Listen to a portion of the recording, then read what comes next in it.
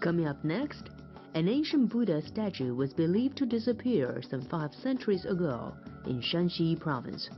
But in early 1980s, a man claimed that he had found the missing Buddha. Tradition holds that 600 years ago in the mountains southwest of Taiyuan, Shanxi province, there could be found a majestic and lofty Buddha, up to 200 feet in height, equivalent to a modern 21-story building. It was only meters lower than the world's tallest Buddha, Le Shan Buddha. Nevertheless, no one had seen the true face of this Buddha. Its existence was only legendary. Inspired by his curiosity, an old gentleman by the name of Wang Jiani ventured out to look for the big Buddha in order to confirm its existence.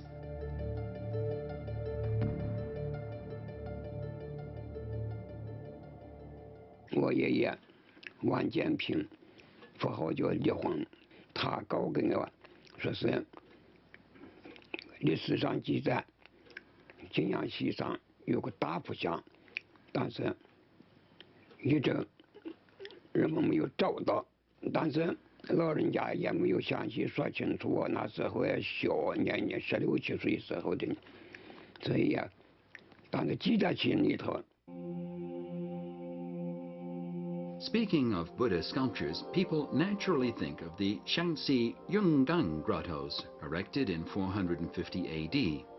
The facial attributes, thick lips, straight nose, slanted eyes and broad shoulders, bear the distinguishing features of Indian Buddhist art.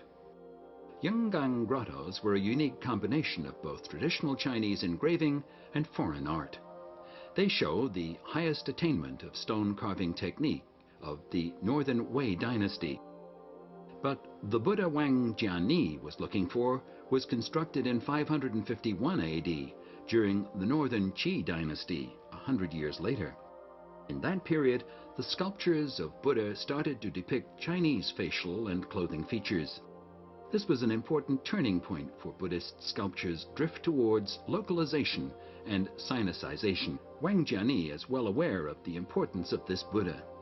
To fulfill the wish of his deceased grandfather, he decided to look for the giant Buddha. Wang Jiani is now an octogenarian. 20 years ago, he was working at a community center in the southern suburbs of Taiyuan City when he started his journey to search for the Buddha.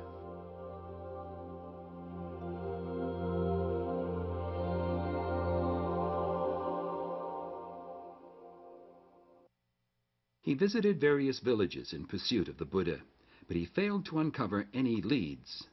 Did it really exist?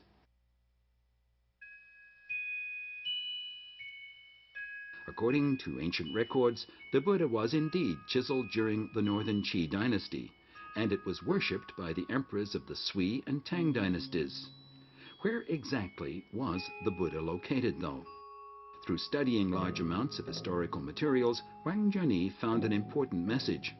A giant Buddha was carved in Xishan, Jianyang. Jianyang actually corresponds to today's Taiyuan City. This might be the Buddha Wang was looking for.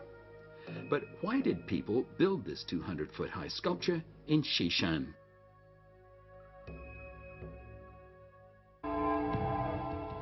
In Chinese history, the northern and southern dynasties comprised an age of civil war and political disunity. 2 dynasties coexisted in southern and northern China. During the late northern and southern dynasties, the Zhao dynasty ruled the southern dynasty, while the northern Zhao dynasty and northern Qi dynasty dominated the northern dynasty. The northern Qi occupied the Yellow and Yangtze rivers and was the richest of the 3 rival powers. Its rulers, the Gao clan, were also faithful Buddhists. Though it only ruled for a short span of 28 years, the Northern Qi dynasty left behind a large number of Buddhist statues. Its capital city was today's Ye city in Hebei province. But Jianyang was named the second capital, since it was there that the rulers built up their fortunes. One emperor, Gao Huan, had many temples and Buddhist statues constructed on the Tianlong, Long, and Mung mountains in Xishan. Which one is the genuine Buddha recorded in history? In Xishan, Taiyuan, there were three notable temples: Qianlong, Longshan Boi, and Kaihua. Which one of them contained the statue?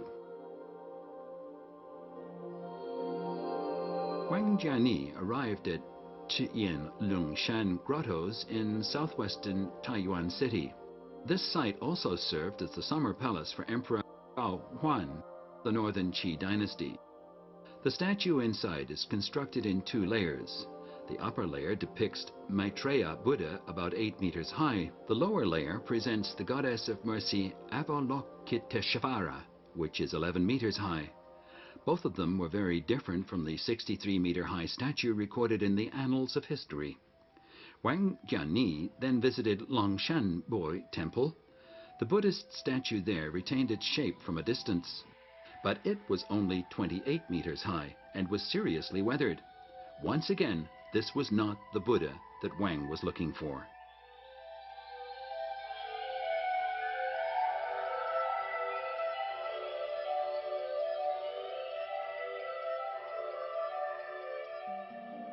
Wang Jiani had to place his hopes on Kaihua Temple of Mount Meng. As he arrived at the ancient temple built during the Northern Qi dynasty, he found that there was no sign of a large Buddha statue there at all. Wang Jiani was so disappointed that he returned home. He looked up more historical records, hoping to find additional clues. At a glance, he came across this sentence: "When the giant Buddha was under construction in Xishan, Jingyang, tens of thousands of fuel-burning lamps were lit at night, illuminating the Jingyang Palace, more than 10,000 meters away." This suddenly gave him a clue.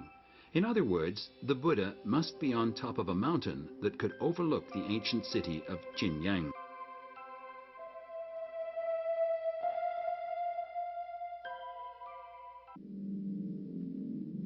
Again, Wang came back to Kaihua Temple in Mount Meng, but he had no luck finding the Buddha. He reluctantly returned home and continued looking up the materials. The county annals recorded in the Cha Qing period of the Ming dynasty provided him with another clue: a Buddha statue carved in a mountain 500 miles behind the Kaihua Temple. This implied that the Buddha should be somewhere behind the Kaihua Temple.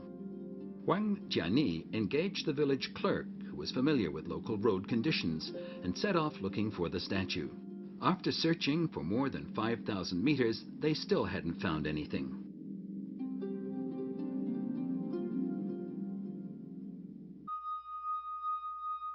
Wang Jiani followed the clerk into the depths of the mountains, and as they proceeded, they came to the Dadu Cliff.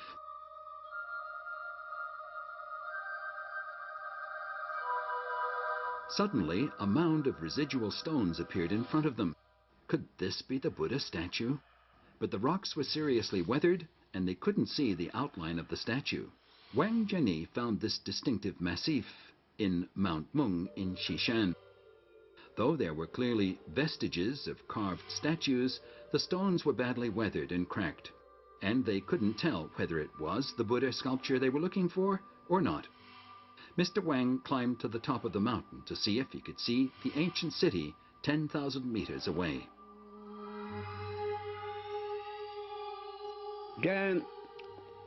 站在这个坝子上头，就从那个开花沟就像滚浪一往下就看见了，一看见就看见古城人了，景阳宫的遗址就在那儿了。哎呀，那是这就符合了自己的。 After going through all that hardship, Wang finally found the Buddha.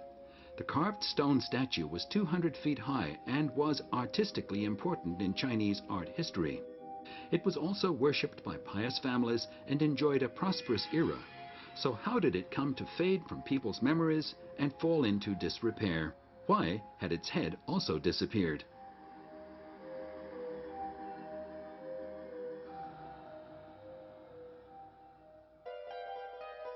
The city of Jinyang was destroyed during the Northern Sung dynasty, which resulted in the decline of Jinyang, the loyal city. It was likely that the Buddha statue was also harmed then. But why did the huge statue fall into ruins and lose its head? Some people believe it was the result of earthquakes. Others say it was because of the wars.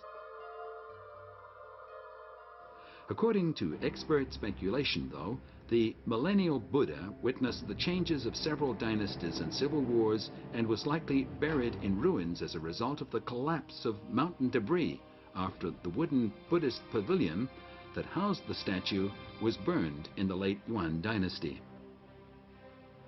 Ever since then, the statue was cut off from the outside world until Wang Jiani discovered it in the 1980s. The Department of Cultural Relic Protection has been working diligently to restore the Buddha statue since its discovery. After a year's restoration in 2007, the Mengshan giant Buddha was finally unveiled in its new form. Wang Jiani's findings not only completed his grandfather's wish, but also recovered an artifact of significant national cultural heritage. The earliest cliff-carved Buddha recorded in history has regained its previous glory.